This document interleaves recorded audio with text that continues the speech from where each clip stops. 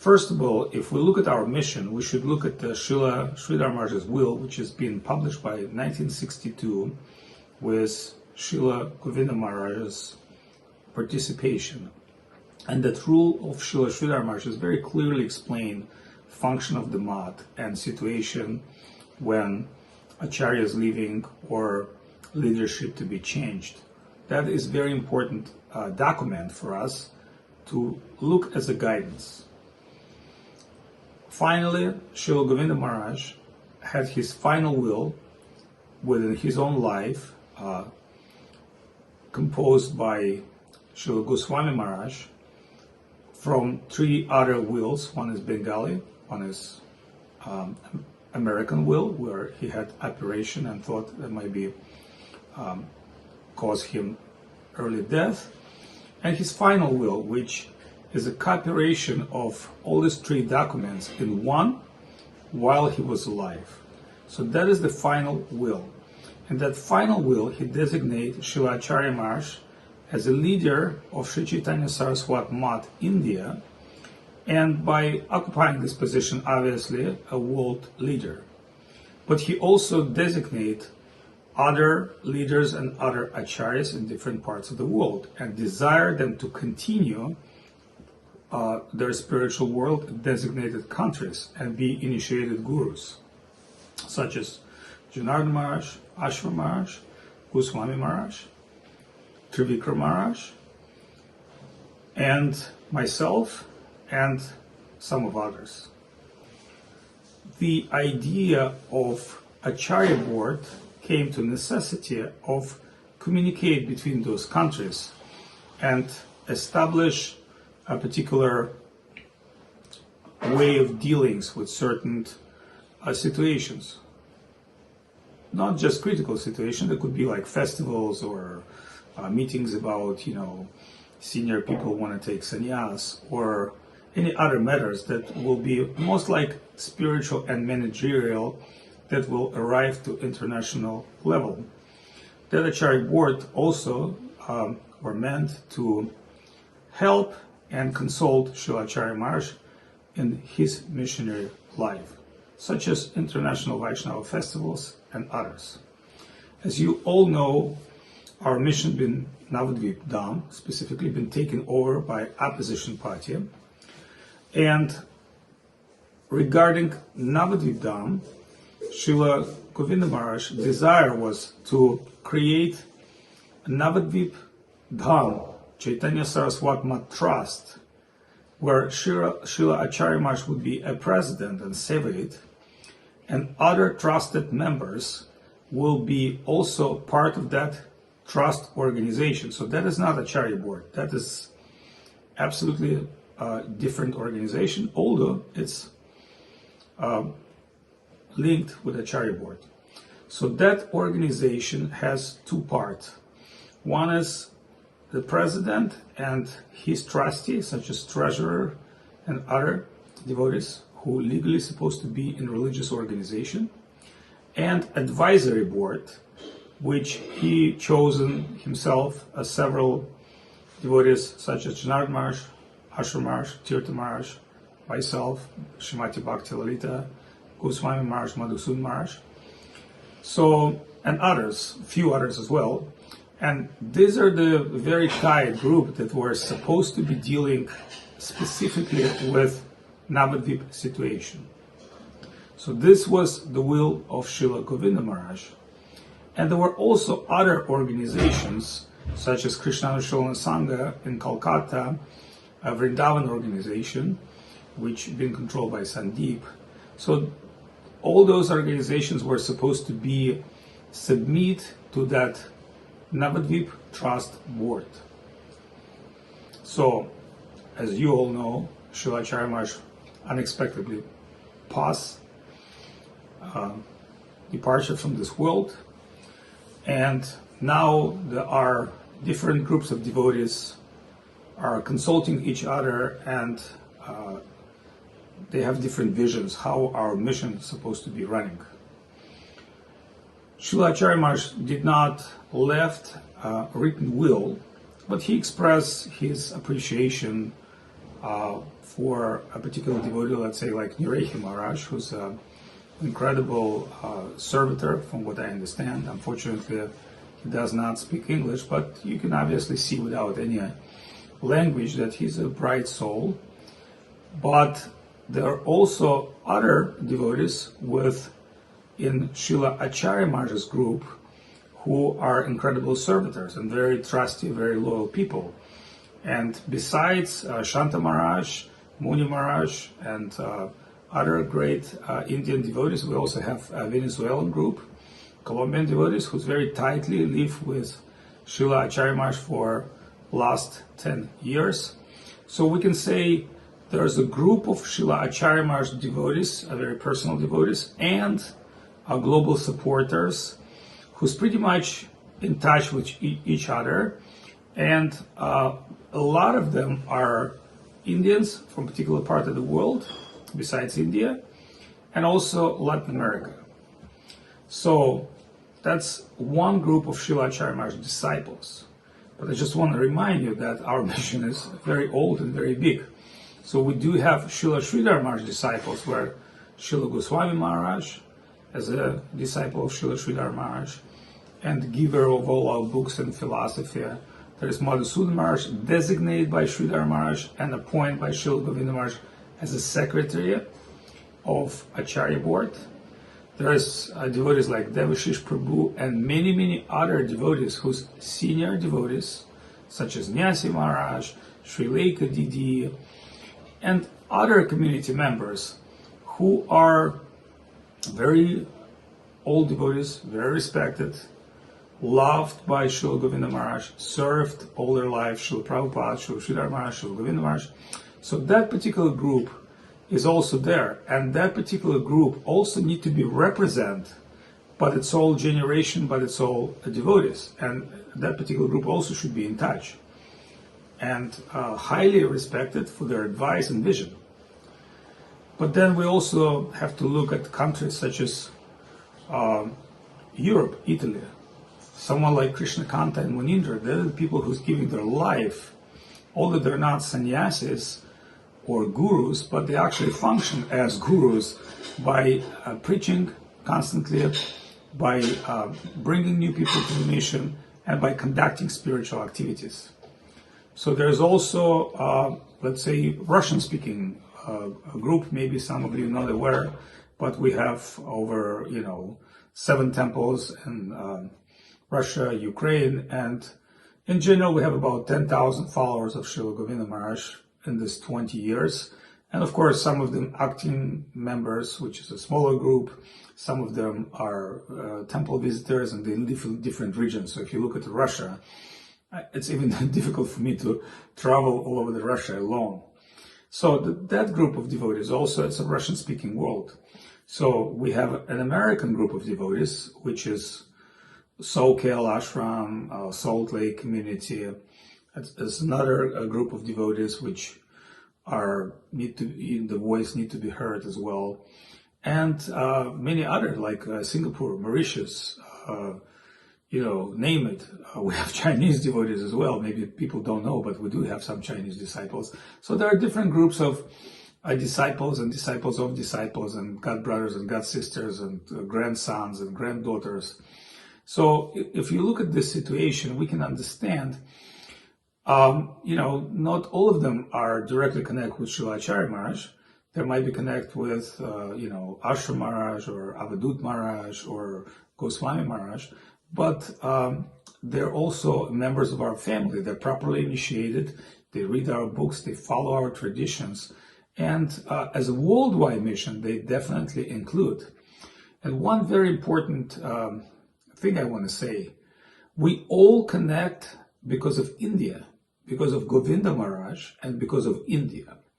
So Navadvip Dham, India, is the most important place for us all to meet during the Guru Purnima and celebrate together and meet each other and make friends and be inspired by each other. So saving Indian mission is our world priority. So let's talk a little bit about how it is possible to save Indian mission. Just like I've said, there's Navadvip Trust Board and another organization. So we have quite qualified legal representatives such as Amir Kumar Sao, Mr. Sao, and we have great group of Indians, highly educated Indian doctors. Actually, most of them joined in Russia. They all speak Russian. They all met Govinda Maharaj in Russia at the time of our preaching to Indians. They're also in India. There's a group of devotees that manage temples, and they're in touch with Shanta Maharaj and Nirehi Maharaj. And there's a Latina group of devotees that are being exclusive servitors of Srila Acharya Maharaj, and so they're right now remain in India. So all of these groups of devotees, to my opinion, should have clear informational exchange and understanding of a future structure of our mission. And that's what I want to talk a little bit about. So if we consider we have different countries and different positions and different senior, junior gurus and acharyas, and we have to think, well, yes, we need a global leadership, but we also have local leaderships. So how do you combine these two? Very simple. There's so-called scaling, when you go from small organization to big organization. And that's what finally happened in ISKCON. In the beginning, ISKCON had so many problems because not everyone were equal to Prabhupada. Maybe not everybody equal to Sridhar Maharaj or Govinda Maharaj or even Acharya Maharaj in their servitor skills. But obviously, devotees supposed to work together. So ISKCON found that model. It may not be a super perfect model, but that's the model how ISKCON go on for many, many generations now. And let me just clearly explain you what the model is. That model is that there are original leaderships, there are different gurus, but their focus on very, very important point is Prabhupada. And why is that important? Because many gurus rise, many gurus falls, many problem rise, many problem falls, many temples were constructed, some temples were sold, money came in, money were stolen, but the ISKCON members, they understood Prabhupada, his teachings, his books is most important. We maybe lose locations, we maybe lose some gurus and leaders, that's very sad, but we continue as the servitors of Prabhupada. And what I personally believe is Chaitanya Saraswat Math is a spiritual property of Srila Sridhar Maharaj, which is super unique. And that spiritual property being distributed and wrapped in the heart, sweet heart of Srila Govinda Maharaj, who been traveled 24 times all over the world and inspire all of us. Obviously, Srila Acharya Maharaj did incredible work in India by building Ekachakra, Govinda Kund, and giving us the whole infrastructure, which we are supposed to be not losing now. We're supposed to be fighting for that infrastructure in order to keep that infrastructure for our spiritual property. But if we only have infrastructure and forget our spiritual property, then according to Srila Sridhar Maharaj, we're going to be the biggest losers. So I asked yesterday in a meeting one devotee, did he read Sri Guru and His Grace? And he said yes. And I said, now is the time start reading those books again, because there's so many answers and so many doubts can be clear just by hearing from Srila Guru Maharaj and Govinda Maharaj, obviously. So what I recommend everybody, and again, it's my personal humble request, we should always stay in touch. It could be different groups, but we should try to unite around India. And obviously, we need to establish proper management in India. It's not just designate one person.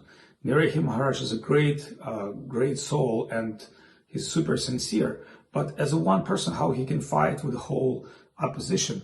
We need to get together and establish proper management. Management means finances, legal, strong advisors, and engage all great Indian devotees that we have. We have Tirtha Maharaj, who's super qualified devotee. We have Shanta Maharaj, who's very, very powerful, dynamic person. We have Vishnu Maharaj. We have this Latina group. And here's my vision how we can return our mission back, specifically Navadvip. I'm talking about Navadvip. Everything else is part of Navadvip, as we understand. First of all, the devotees that live in Navadvip Mat right now, they've been super offended. And I'm not going to describe why, but there were false cases to each other, accusations. We know it was very, very dirty. But obviously, what they want to do, from my understanding, talking to them, they want to keep living in the mat, they want to keep worshiping the deity, they want to keep doing their program. And they don't want to be disturbed by future leaders because they believe in their own way, in their own gurus. So let's not criticize them right now. If that can be provided for them, that is okay, because we're not want to kick anybody out or enforce or use, threatening power and, make somebody believe, oh, you should believe in this one or that one. But we can establish with them rules. Okay, guys, you live here your peaceful life, you get your food, you get your service.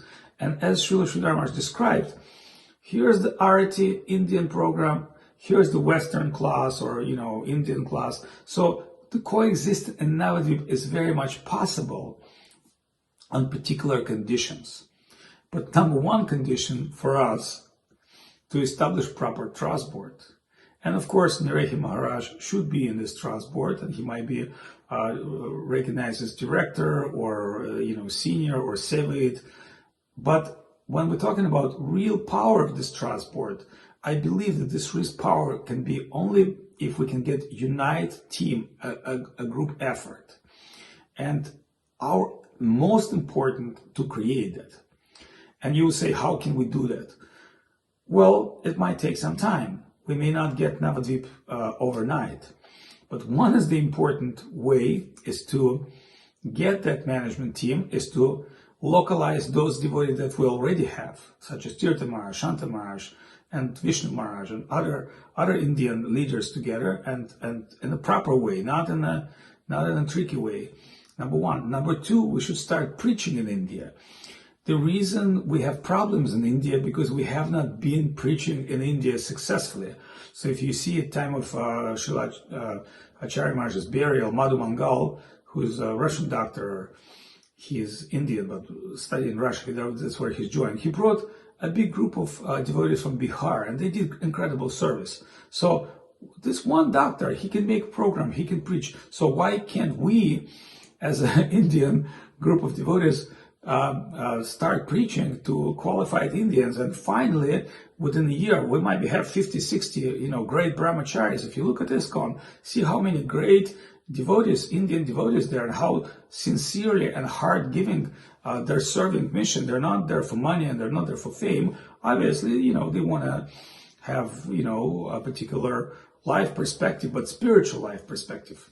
So if we can get a proper trust board and proper documents together with the legal structure, if we can get peace between Indian leaders, and that means meeting and negotiating with them, certain conditions, certain positions of service, then eventually we can start preaching in India and filling new great Indians and train them. We also need people like Madhusudan Maharaj, because he was secretary of Chaitanya Saraswati. He's pretty much in touch with all the younger and older devotees, and he's a great spiritual person to bring to India good team of Western people from West working with Indian people. That's where success is. And we obviously need to unite all opinions of all our acharyas, which means as acharyas, we should share our opinion, talk with each other, and to come to conclusion. I know maybe my opinion is not so important to other ones. I'm just openly giving my opinion, and I need your comments, because I believe as a devotional society, we should have open channels of open information. Dealing, behind the scenes and hiding things does not provide faith. We live in a world of faith and trust. So therefore, I'm very much interested what you think, what is your opinion, and I'll be happy to speak with you, whether on Skype or Zoom, And I believe in this very difficult moment, we can resolve all our difficulties by clear connection. And of course, please read books of Srila Sridhar Maharaj, Will of Srila Govinda Maharaj, listen to all these lectures. It happened many times before. It's coming again. It will happen in the future. And that spiritual approach and simple-hearted approach with faith, well wishes, and desire to serve, and rather desire to exploit and explore, will make our mission glorious again. So let's make Chaitanya Saraswat Math glorious again, and we can do it all together. My Dandavat Pranam.